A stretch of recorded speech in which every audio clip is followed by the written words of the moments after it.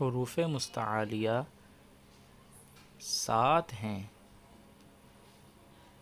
खा, सौद, बौद, तो, ज़ो, ग़ैन, क़ाफ़। अस्सलामु अलैकुम वरहमतुल्लाहि वबरकातुहू। इस्लामिक सर्वे के तमाम देखने और सुनने वालों को एक बार फिर खुशामदीद कहते हैं। आपने पिछले रोज़ पहली किस्त देखी, उस किस्त के अंदर हमने आपको जो हुरूफ़ पढ़ाए थे उस हुरूफ़ की आपने मश्क की। उस हुरूफ़ की मश्क के बाद हमने आपसे कहा था कि हम दूसरा सबक जो मुरक्कबात के हवाले से होगा वो पढ़ेंगे। तो इंशाअल्लाहुल अज़ीज़ आज हम दूसरा सबक पढ़ेंगे। तो उम्मीद करता हूँ कि आप तमाम अहबाब तवज्जो से और दिल लगी के साथ पढ़ेंगे और इसको समझेंगे और इसको आगे ज़्यादा से ज़्यादा शेयर करें, ताकि ये तमाम सिलसिला जो हमने शुरू किया है ये दुनिया के कोने कोने तक पहुँचे और इससे हर मुसलमान मुस्तफ़ीज़ हो सके। तो तशरीफ़ ले चलते हैं बोर्ड की तरफ। तो दूसरे सबक में जिन चीज़ों का जानना ज़रूरी है वो पिछले सबक से रिलेटेड हैं, उससे मुताल्लिक़ हैं। तो पिछले सबक में हमने आपको 3 चीज़ों के बारे में बताया था कि जिसमें एक हरफ़ी हुरूफ़ जिसकी तादाद 12 बताई थी, फिर 3 हरफ़ी हुरूफ़ पढ़ाए कि जिसकी तादाद हमने आपको बताई कि ये 15 हुरूफ़ हैं। फिर हमने आपको 2 हुरूफ़ के बारे में पढ़ाया था कि जिनको ना खींचा जाएगा ना झटका दिया जाएगा। तो उन ही 15, 12 और 2 हुरूफ़ यानी उन्हीं तीनों कैटेगरीज़ के हुरूफ़ का यहाँ तज़किरा किया जाएगा। तो सबक नंबर 2 जो हमारा होगा वो होगा मुरक्कबात के हवाले से। तो मुरक्कबात किसे कहते हैं ये भी जान लीजिए। मुरक्कब 2 या 2 से ज़ायद हुरूफ़ का आपस में मिल जाना है। मिसाल के तौर पे आप बिस्मिल्लाह के अंदर शुरू के कलमे को देख लीजिए तो बा, सीन और मीम ये 3 हुरूफ़ मिलकर एक लफ्ज़ बन जाता है, इसी को मुरक्कब कहा जाता है। जैसे बिस्मिल्लाहिर्रहमानिर्रहीम के अंदर आप यहाँ से लेकर यहाँ तक देखें तो इसमें हुरूफ़ एक से दूसरा हुरूफ़, दूसरे से तीसरा हुरूफ़ एक दूसरे के साथ मर्ज हुआ है, मिला हुआ है। तो ये एक से ज़ायद 2 या 2 से ज़ायद हुरूफ़ जब आपस में मिल जाते हैं तो इसको कहते हैं मुरक्कब। तो इसी हवाले से आज दूसरा सबक होगा। तो आज हम जो दूसरा सबक पढ़ेंगे उसको ज़रा तवज्जो के साथ समाअत कीजिए और इसे भी लिख कर महफूज कर लीजिए और इसकी खूब मश्क कीजिए ताकि आपको इसको पढ़ने में, इसको याद करने में आसानी हो सके। तो पहले हम एक हरफ़ी हुरूफ़ से शुरू करेंगे जिस तरह हमने शुरू किया था। तो देख लीजिए, पहला हर्फ था हमारा बा। बा की जब आधी शक्ल बनती है तो उसकी सूरत इस तरह आती है। फिर इसके साथ हम कोई भी हर्फ मिलाना चाहें, लेट सपोज़ कि हम अलिफ़ मिलाना चाहते हैं तो हम अलिफ़ मिला देते हैं बा के साथ। तो बा अलिफ़ इस तरह हमारे सामने मौजूद हो गया। ठीक है, ये है बा अलिफ़। इसको पढ़ते वक्त हमने वही कायदा याद रखना है कि बा की जो मिक़दार थी वो पूरी करनी है। तो बा अलिफ़, अलिफ़ को हमने बग़ैर खींचे पढ़ना था तो याद रखिएगा। तो ये बा अलिफ़। अब इसी तरह दूसरा हर्फ लगा लेते हैं तो अब नुक्ते हम ऊपर लगा देते हैं तो ये ता अलिफ़ हो जाता है। तो अब इसको पढ़ते वक्त हमने फिर वही कायदा याद रखना है, ता अलिफ़। याद रहे कि हुरूफ़ की मिक़दार पूरी करनी चाहिए कि ये हुरूफ़ का अपना एक मकाम है, उसका एक मखरज है और उसकी अपनी एक हियत है। तो ये है ता अलिफ़। तो नाज़रीन ये बा, ता और सा आपने पढ़ लिया है। अब एक चीज़ और जो आपने नोट करनी है वो ये करनी है कि कुछ हुरूफ़ ऐसे होते हैं जिन्हें हम बग़ैर सीटी के पढ़ना चाहिए, यानी उनका पढ़ने का तरीका ये होता है कि उसके अंदर सीटी नहीं आनी चाहिए। तो वो 3 हुरूफ़ हैं, उसे भी नोट कर लीजिए। पहला सा,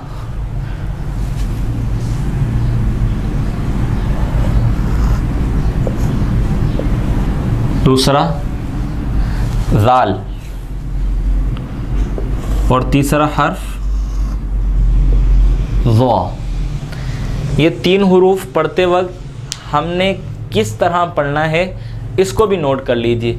जब हम ये 3 हरूफ पढ़ते हैं तो चूँकि ये हरूफ ऐसे हरूफ हैं जिसके अंदर सीटी निकल सकती है, और बसा औकात हमारे पढ़ने वालों से ये गलती होती है कि वो इसके अंदर सीटी निकाल के पढ़ते हैं। मिसाल के तौर पे कोई सा को सा पढ़ता है, जाल को जाल पढ़ता है और ज़ा को ज़ुआ पढ़ते हैं। तो ये गलती अमूमन लोग कर रहे होते हैं। तो इसी गलती से बचने के लिए आपको एक तरकीब बता रहा हूँ, उस तरकीब पर आप इंशाल्लाह पढ़ेंगे तो इंशाल्लाह इसके अंदर सीटी नहीं आएगी। इन हरूफ को पढ़ते वक्त हमने अपनी ज़ुबान को, जो हमारे ऊपर के दांत होते हैं, उन दांतों के किनारे पर लगाने हैं। देख लीजिए, ता, लाल, ज़ा।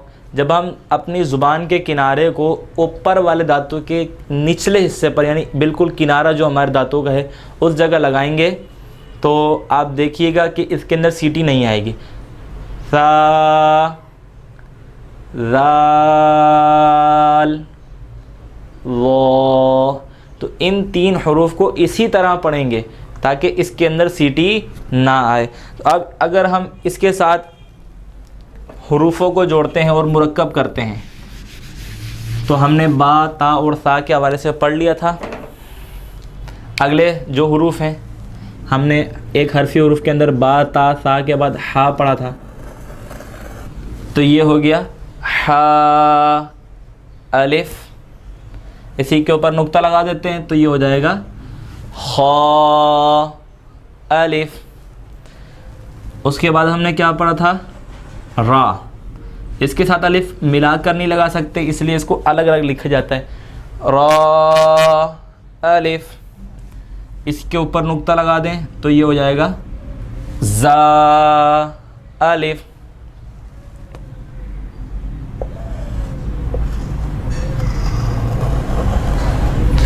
अगला हर्फ था तो। तो तोआ के साथ जब अलिफ मिलाते हैं तो अलिफ। इसी पर नुक्ता लगा देते हैं, वो, अलिफ।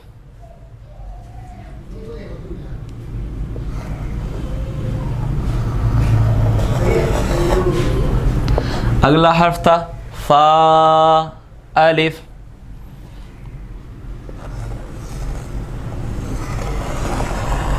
हा, अलिफ।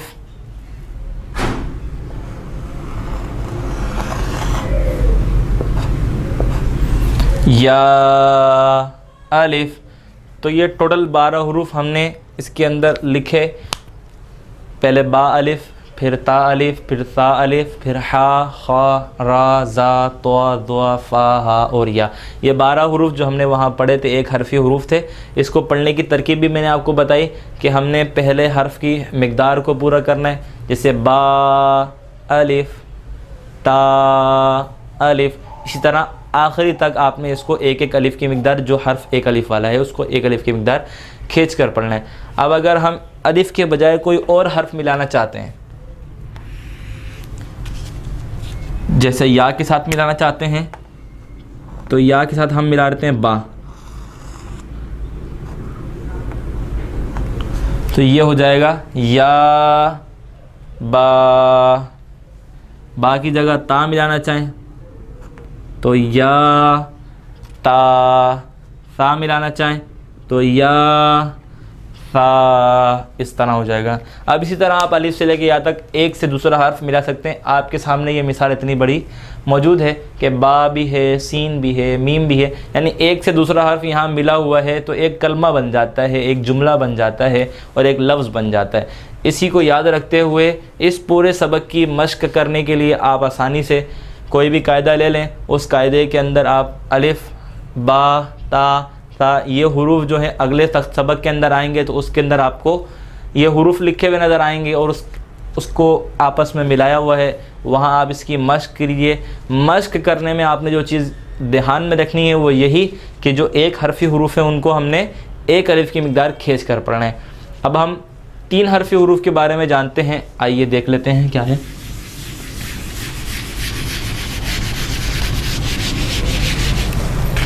तो नाज़रीन, हमने 3 हरफी हुरूफ पढ़े थे। उन 3 हरफी हुरूफ को भी हम यहाँ लिखते हैं और उसके बारे में जानते हैं कि उसको हम किस तरह पढ़ेंगे।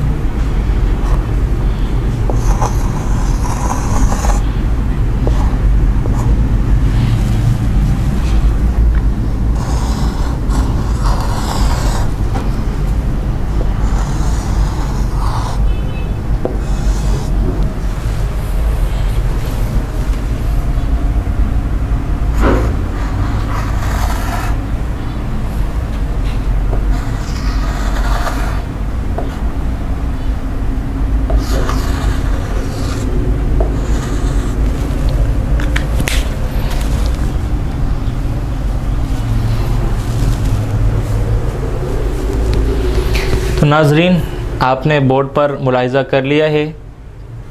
अब इसकी मश्क कर लेते हैं और इसको पढ़ लेते हैं कि इसको हम किस तरह पढ़ेंगे। ठीक है, तो नाजरीन, पहला हर्फ जीम अलिफ। हमने जीम को पढ़ते वक्त जीम के जो हरफी मिकदार थी, जो उसकी अपनी, जो हमने इसको पढ़ा था कि ये 3 हरफी हुरूफ है, यानी इसको हमने 3 अलिफ की मिकदार खींच कर पढ़ना था। तो यहाँ उससे आपने देखना है और उसका एहतियात करते हुए ही पढ़ना है।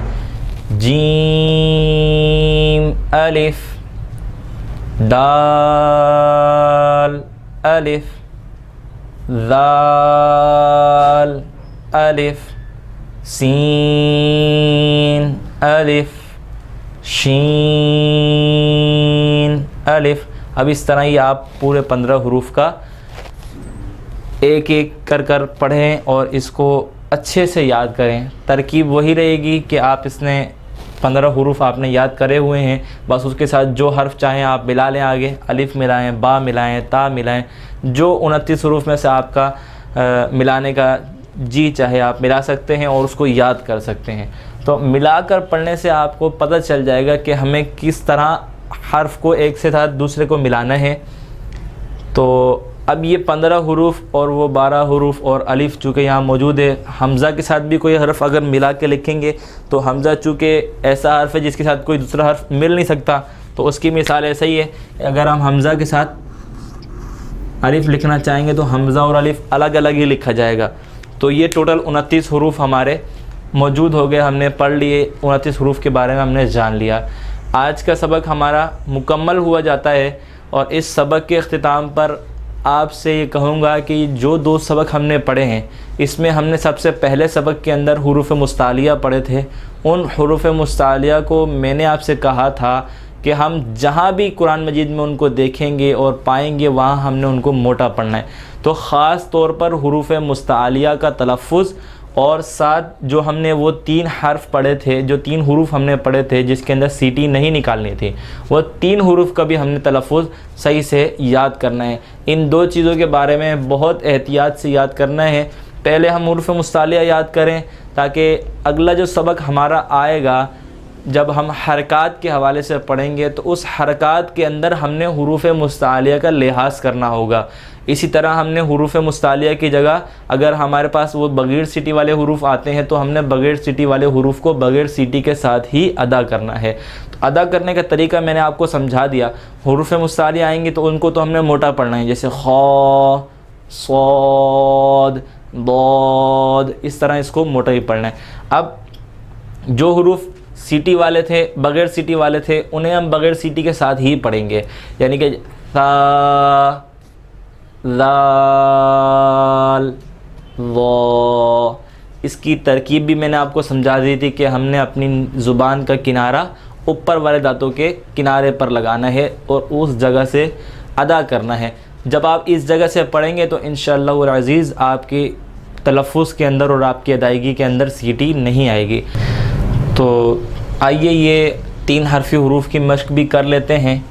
तो जीम अलिफ, दाल अलिफ, ज़ाल अलिफ, सीन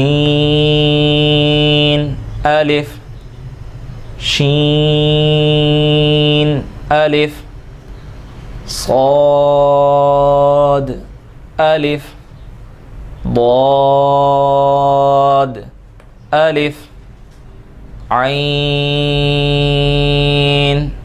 अलिफ, गईन अलिफ, क़ाफ अलिफ, काफ अलिफ, लाम अलिफ, मीम अलिफ, नून अलिफ, वाव अलिफ, हमज़ा अलिफ। तो आपने इनको पढ़ा और समझा कि किस तरह इनको पढ़ा जाएगा। जिस तरह हमने अलिफ़ के साथ हुरूफ़ को मिलाया है, आप किसी दूसरे हर्फ़ के साथ भी इसको मिलाकर पढ़ सकते हैं। दुआओं की दरख्वास्त है। अस्सलामु अलैकुम व रहमतुल्लाहि व बरकातुहू।